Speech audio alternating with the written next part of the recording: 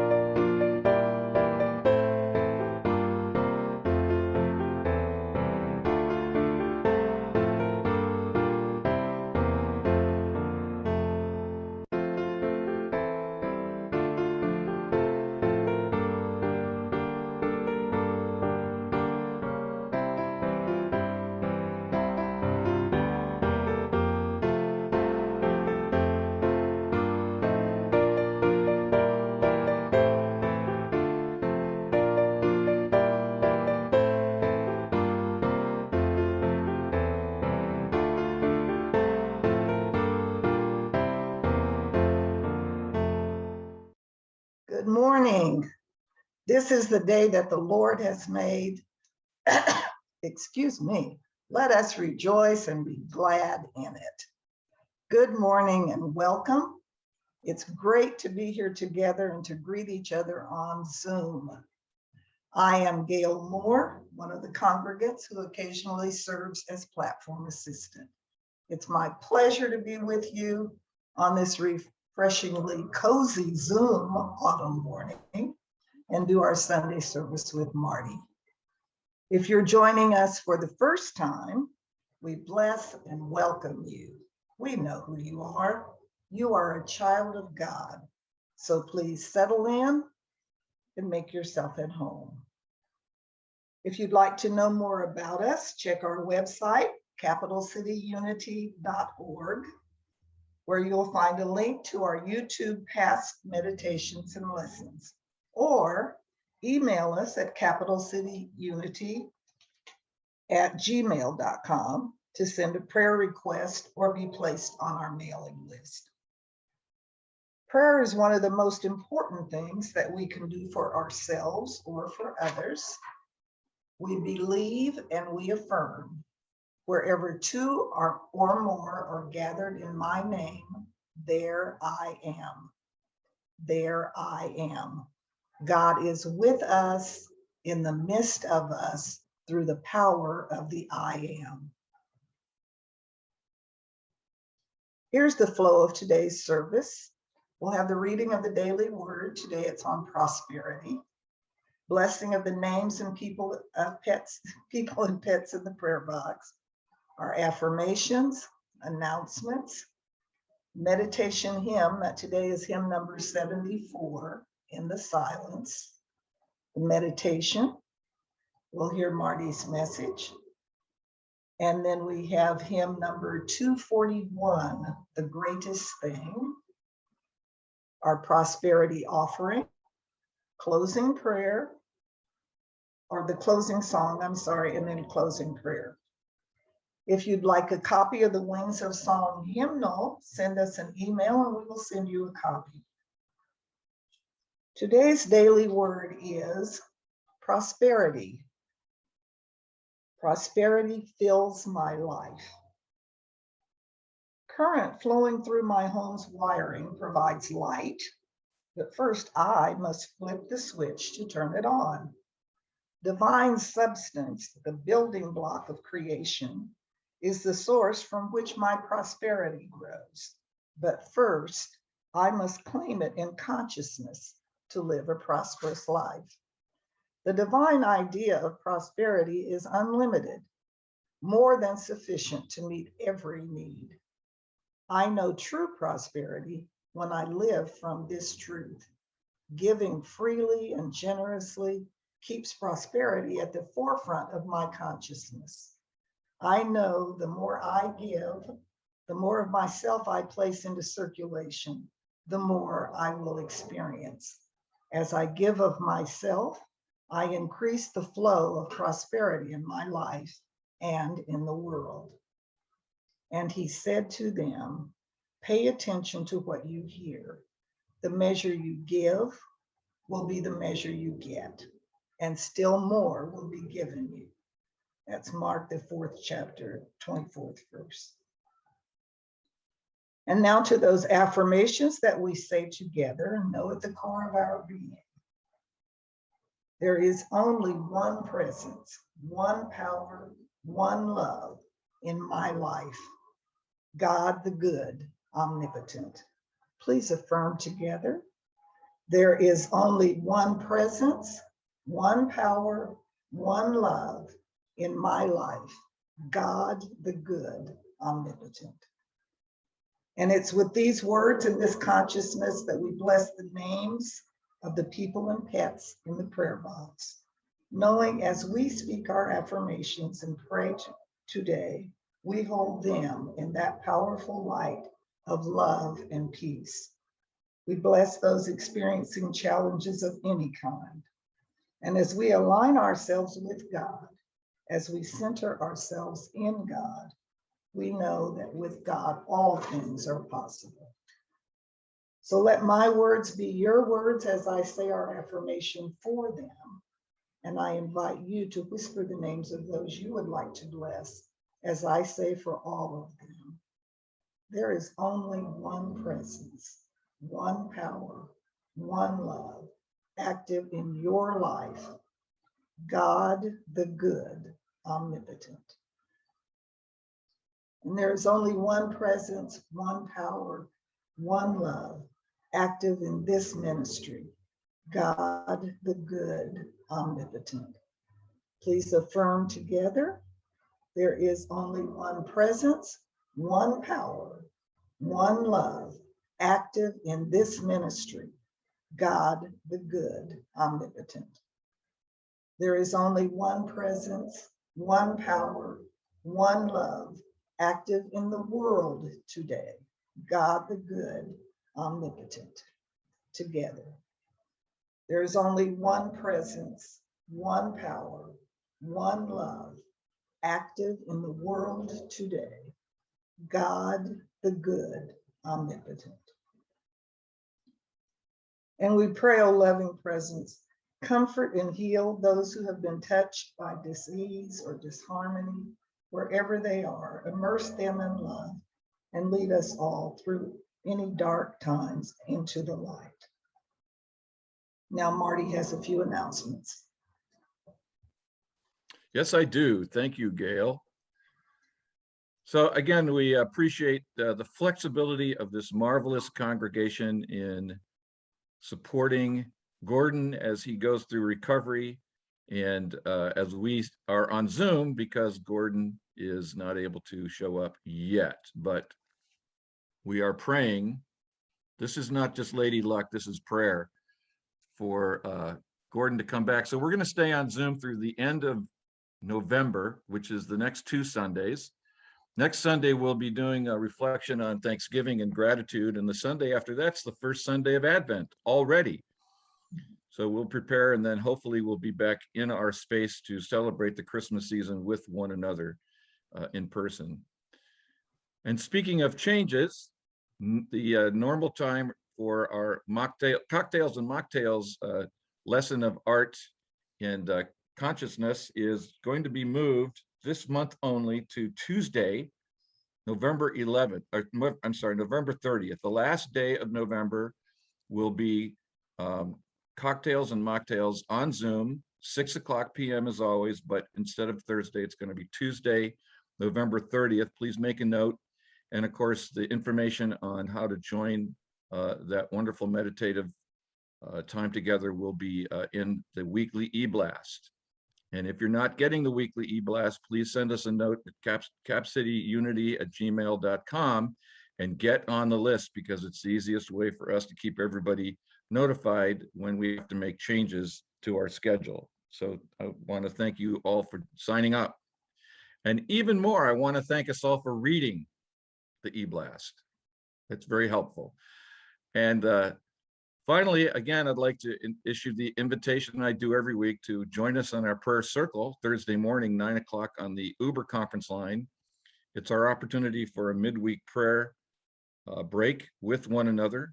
We share the daily word and readings from some of our founders in the Unity movement. So that's Thursday mornings. Don't listen to me. Thursday mornings at 9 o'clock. This coming Thursday, please join us for our prayer circle. Those are the announcements. So let us now prepare for our time of meditation. And as always, we like to begin with song. And today we're going to sing number 74 in our hymnal, In the Silence, number 74. There'll be a short introduction, and then we sing it through 3 times.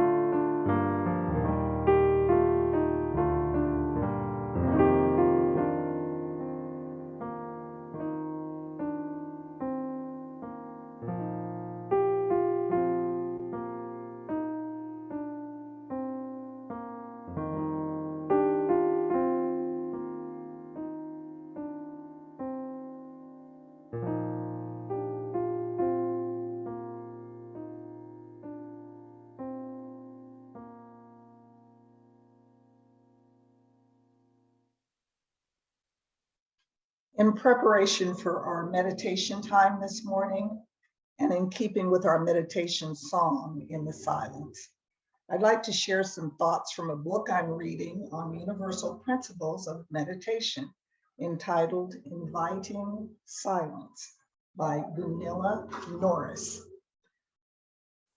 Ms. Norris writes, beginning silence. Within each of us, there is a silence as vast as the universe. We are afraid of it and we long for it. When we experience that silence, we remember who we are, creatures of the stars, created from the birth of galaxies, created from the cooling of this planet, created from dust and gas, created from the elements, created from time and space, created from silence. Silence is the source of all that exists, the unfathomable stillness where vibration began, the first oscillation, the first word from which life emerged. Silence is our deepest nature, our home, our common ground, our peace. Silence reveals, silence heals. Silence is where God dwells. We yearn to be there. We don't know what this means and what it requires. We shake these notions off like a dog shakes off water and go about our business. But the longing continues. Who has time, we ask? What is it anyway? Reorganize to do what? Stop. Do nothing? Be quiet? What for? Our practical selves only know how to perfect, produce, and perform. This, at least, we can see as useful. This has results. We want to believe in this way of perceiving. For a little while, it seems to give us some sort of self-image, but the longing doesn't let us alone. It won't go away. We become even busier, perhaps, to take care of it.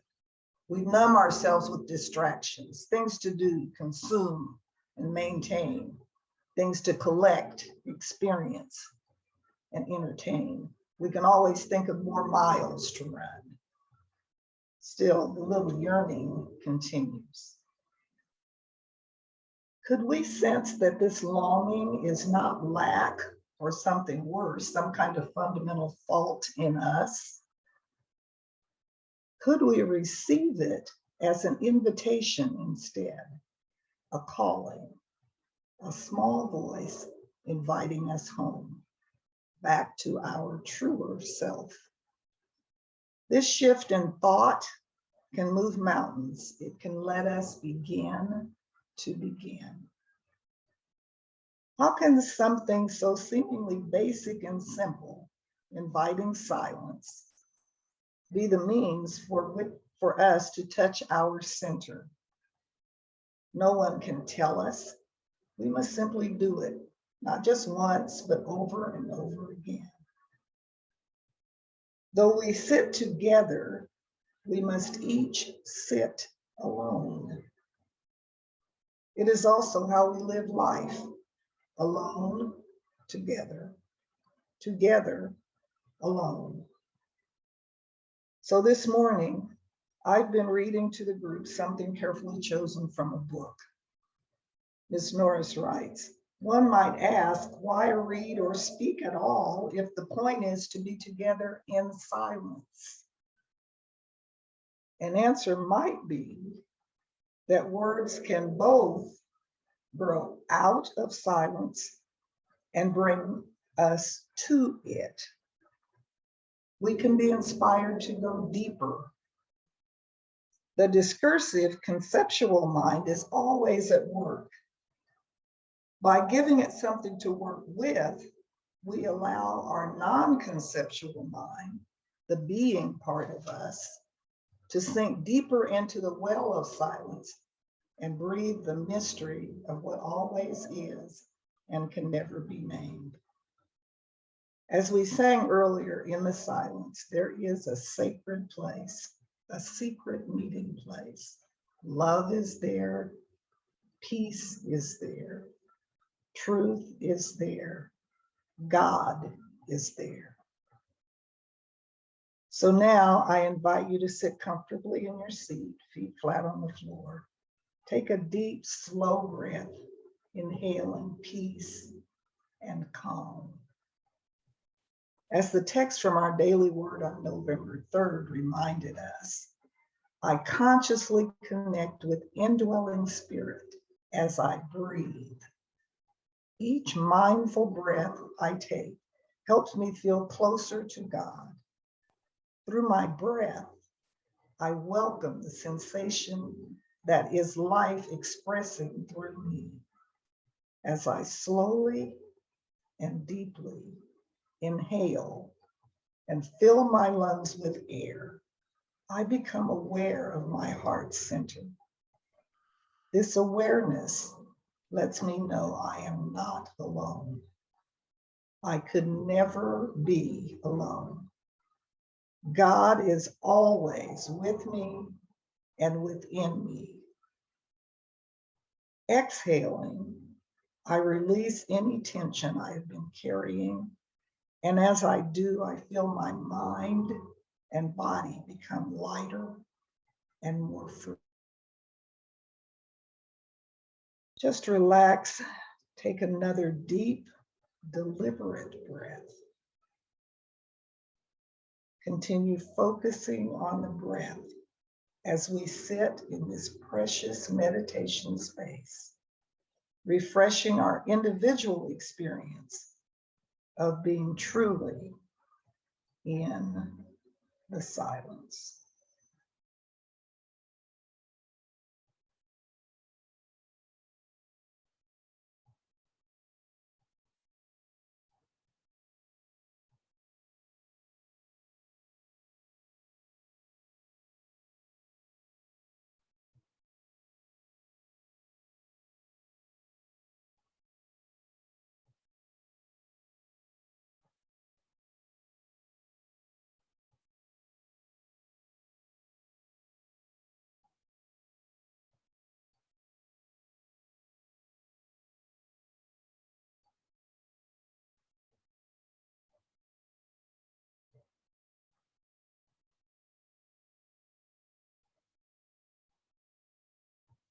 And now, as we gently bring our attention back to the present moment, we are now ready to accept the spirit and inspiration in the message that Marty has prepared for us.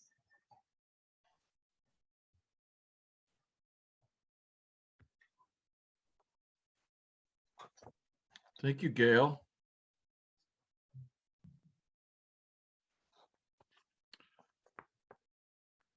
Always hard to come out of the silence, at least for me.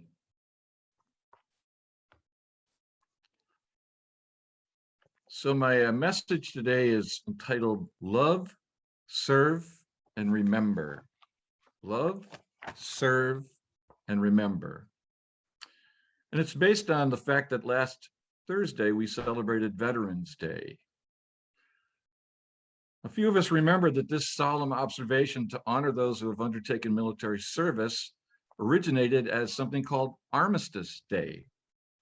Now, this marked the end of World War I, for on November 11th, 1918, at exactly 11 o'clock in the morning in France, the armistice between the Allied and Central Powers went into effect, ending the bloodshed.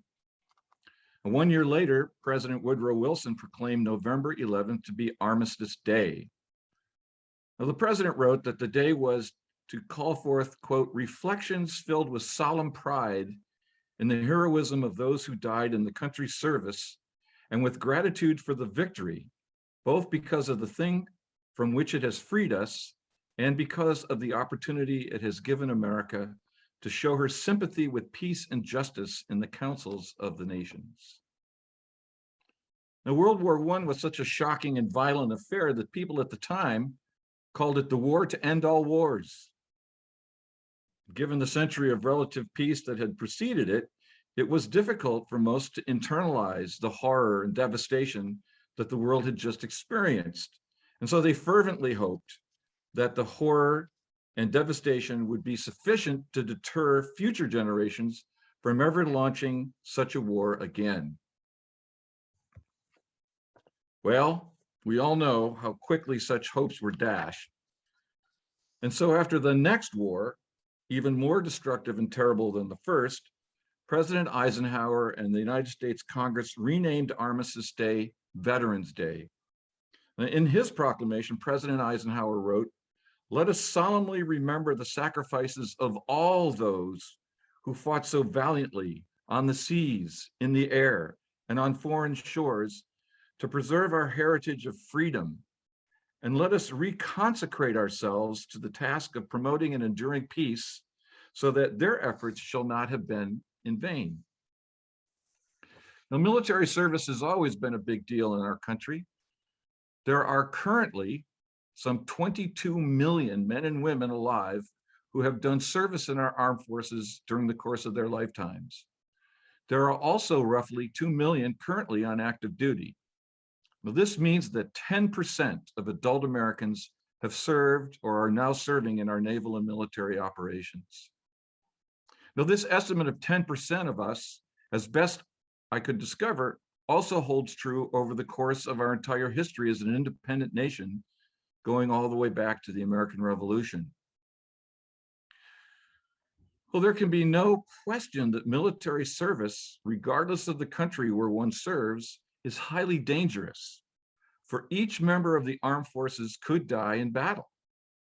When a young man or woman volunteers for active duty in this country, even though we may be at peace at the time, tomorrow that could change, and that volunteer could be deployed into a combat zone and face death. It is this willingness to go into danger that is so worthy of honor and gratitude, especially on the part of the 90% of us who do not put our lives on the line in such a direct and inescapable way. As Jesus bluntly puts it in John chapter 15, verse 13, "Greater love hath no man than this, that a man lay down his life for his friends." Greater love hath no man than this, that a man lay down his life for his friends. And it doesn't matter if a soldier or sailor volunteers or is drafted. The fact is that this person has an equal possibility of making the ultimate sacrifice. It also doesn't make any difference whether the individual is aware that he or she is doing a loving thing. The very act of serving, as Jesus observed, is an act of love. Let us also remember that while the soldier or sailor is making the ultimate commitment of life, his or her family members are also subject to the consequences of that commitment. At the very least, our lives are uprooted, and oftentimes we have to move away from our communities and live in unfamiliar and frequently difficult conditions. Worse, when one of us is killed or wounded, the family suffers severe grief and stress and must find a way to live on with such abrupt and traumatic losses. Now, there are men and women in this ministry who have served us in our armed forces, and there are family members of those who served among us as well. I ask you now, if you have served or are part of a family of service members and veterans, would you be willing to raise your hand either on the camera or via the Zoom hand raise so that we can acknowledge you? I invite everyone to take a look around and see those who have raised their hands.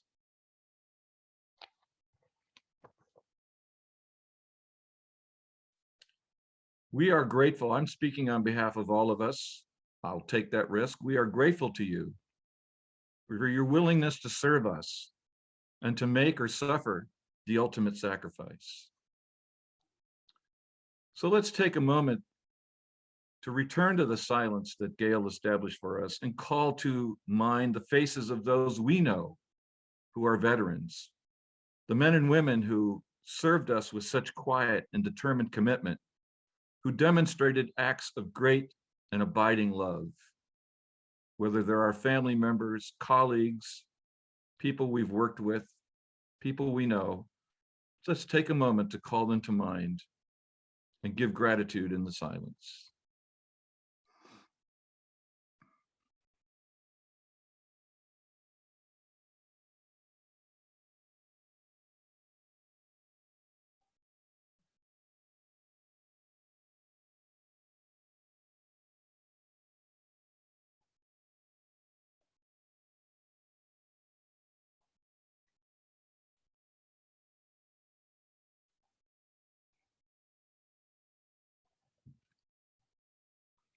Now, as we meditate on the sacrifice and commitment that our veterans have made on behalf of all of us, we might enlarge our focus and consider the role and value of service generally.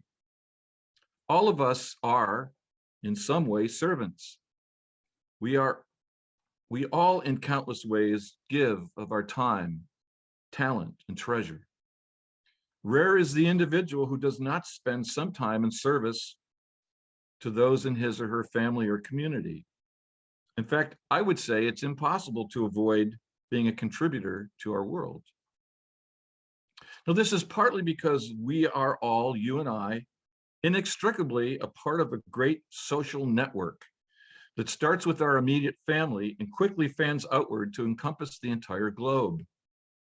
We are bound together by the singular substance of our human nature, which, as we in New Thought know, is also an expression of our divine nature.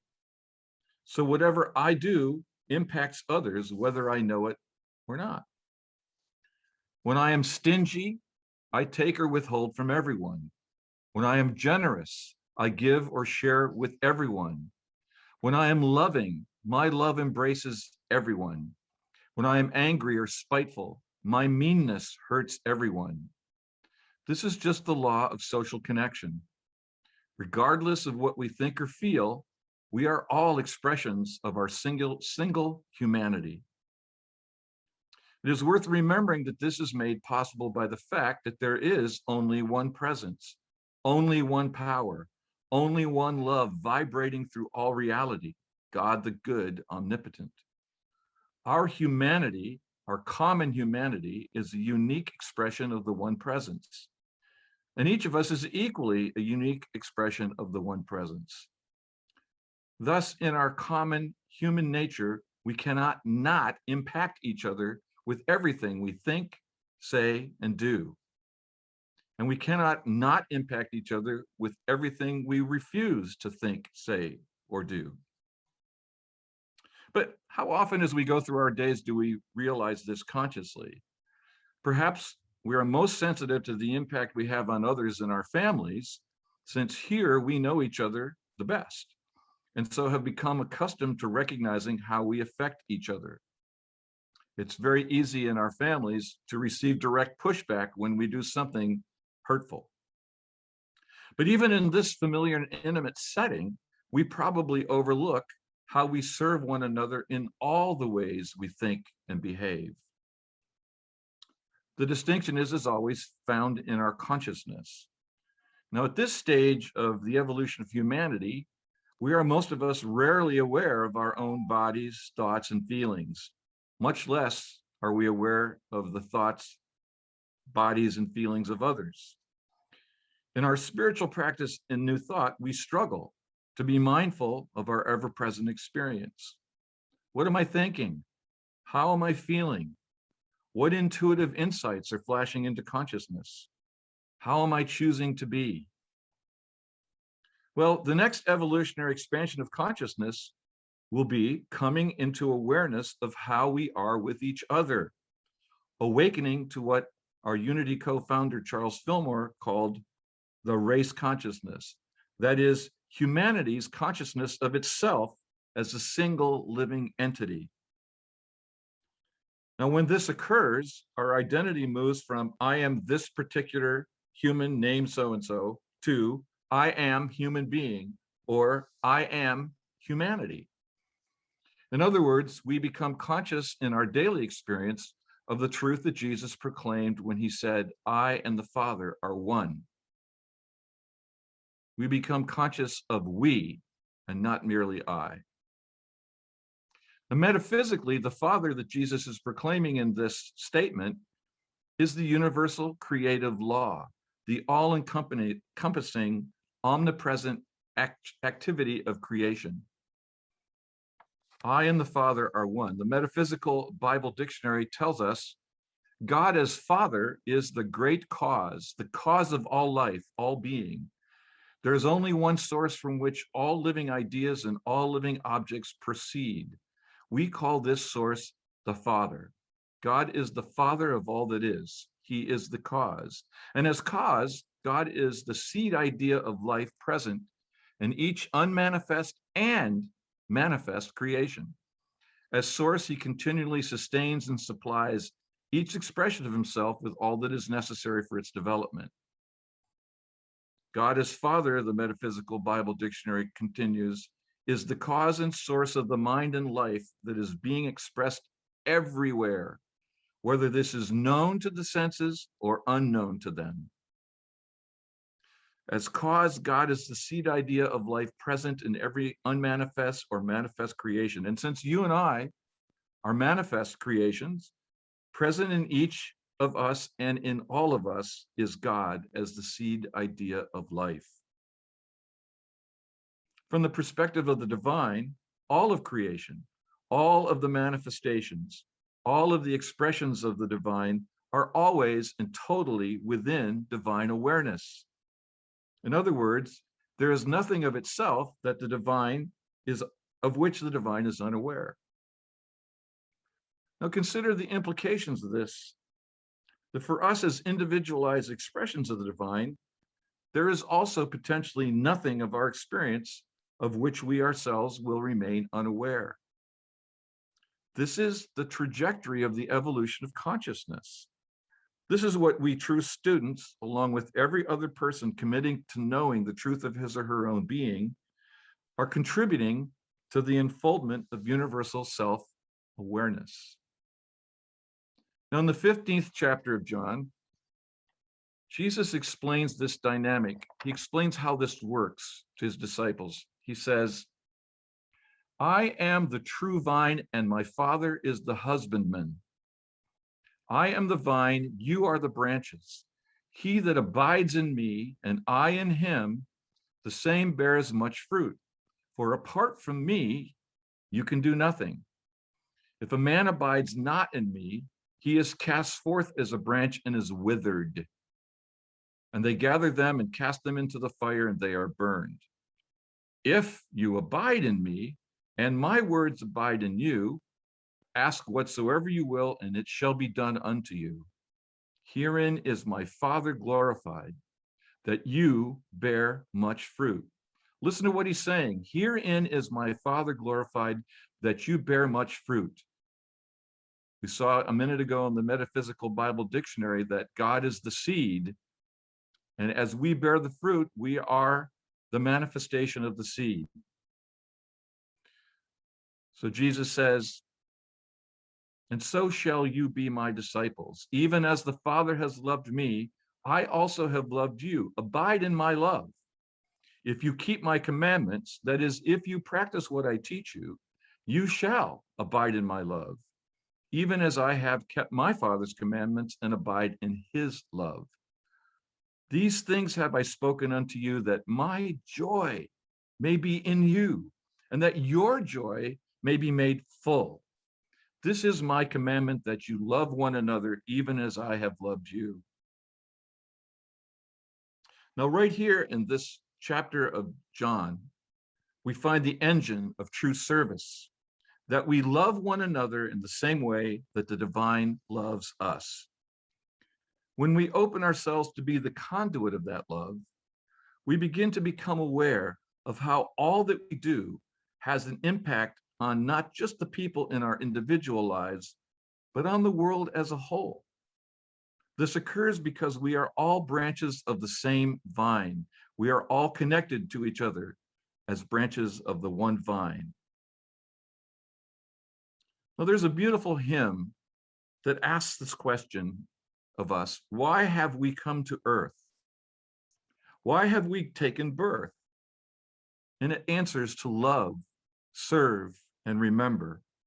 To remember who we truly are, who we have always been, who we shall remain forever.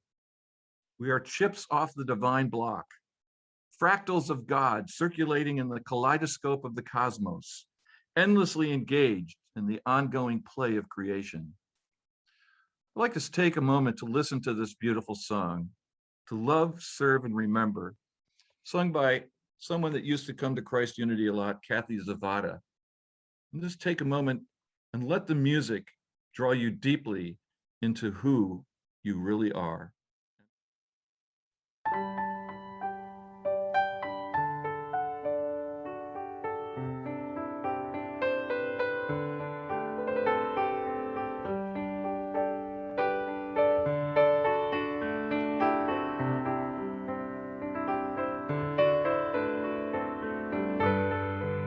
Why have we come to earth?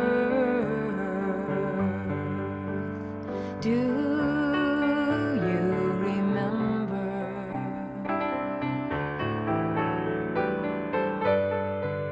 Why have we taken birth? Do you remember? To love,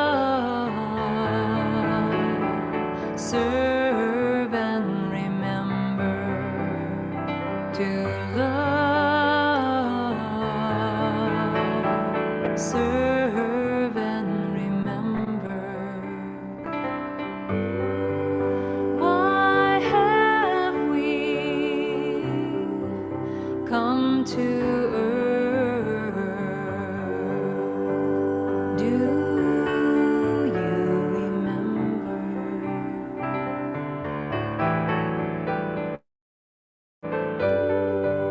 Why have we taken birth? Do you remember? To love, serve, and remember. To love, serve, and remember. To love, serve, and remember. To love, serve, remember. To love, serve, remember. To love, serve, and remember. To love, serve, and remember. To love, serve, and remember.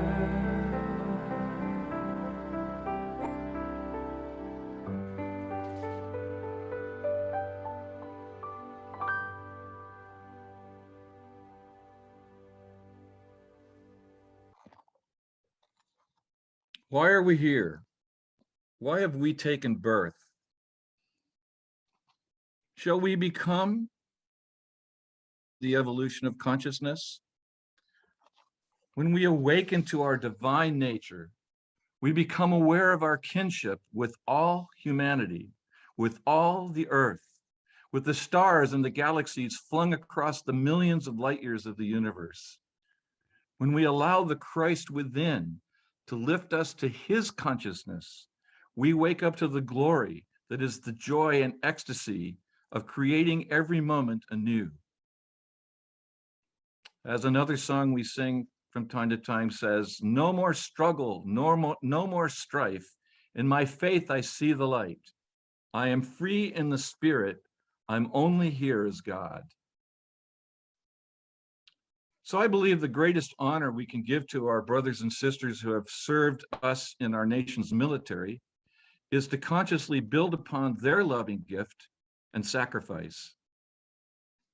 As our greatest president said in his remarks dedicating the Veterans Cemetery at Gettysburg, Pennsylvania, once said, "It is for us, the living, rather, to be dedicated here to the unfinished work which they who fought here have thus far so nobly advanced.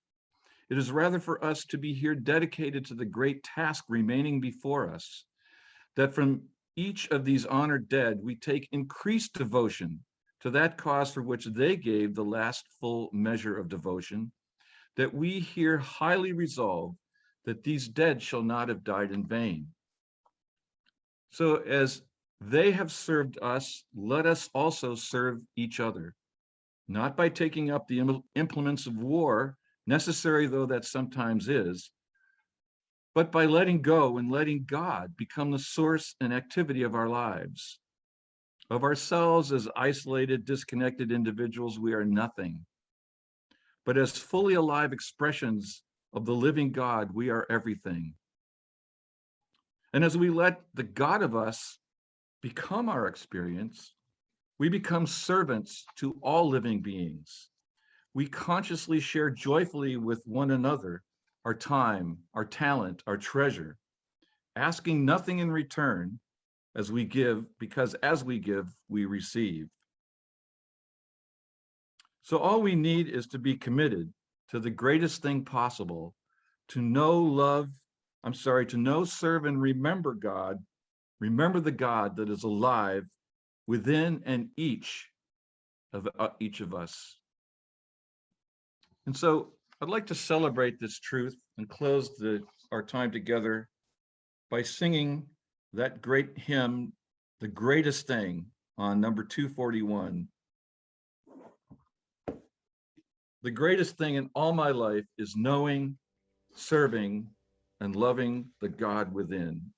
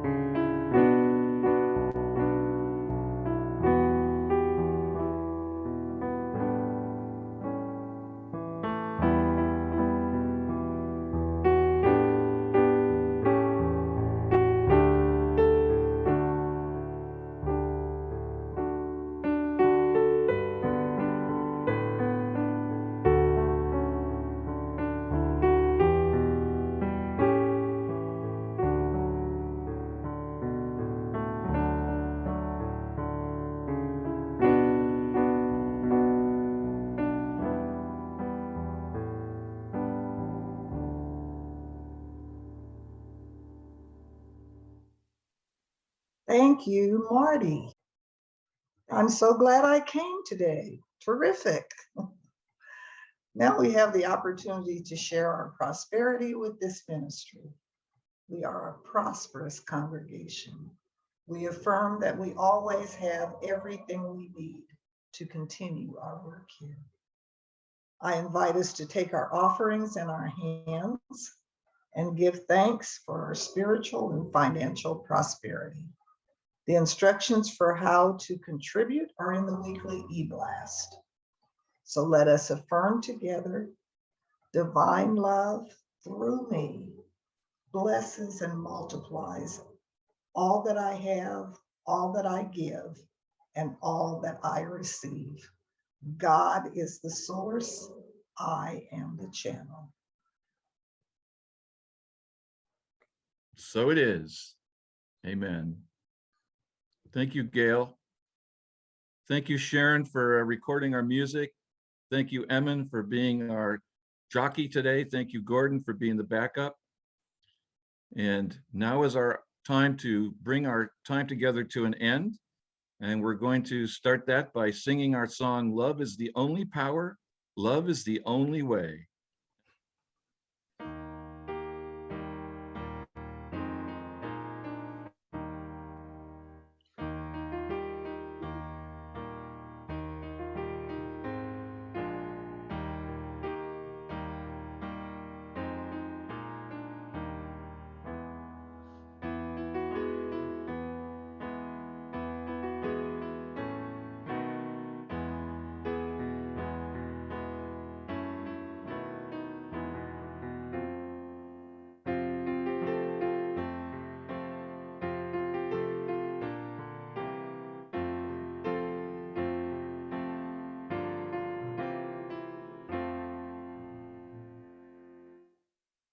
Now I invite all of us to unmute the microphones, turn on the cameras as we share with each other our prayer for protection. Together, the light of God surrounds us, the love of God enfolds us, the power of God protects us, the presence of God watches over us. Wherever we are, God is, and all is well. Amen. Thank you. Thanks again to our veterans. God bless all of you. Thank you for your sacrifice.